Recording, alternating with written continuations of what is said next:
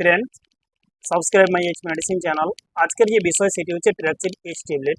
আসুন আমরা জানবো ট্র্যাকসিড এইচ ট্যাবলেটের ইউজটি কি। এর ইউজ হচ্ছে ওই সমস্ত কন্ডিশনে নেওয়ার অ্যাডভাইস দিয়ে থাকে। এই ট্র্যাকসিড এইচ ট্যাবলেট এটি অ্যান্টি ডিপ্রেশন গ্রুপের মেডিসিন।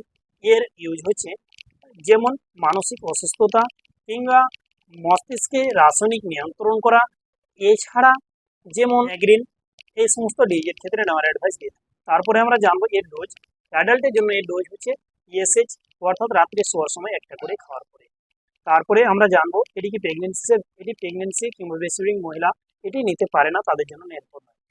তারপরে আমরা জানবো যে এর সাইড এফেক্ট কি।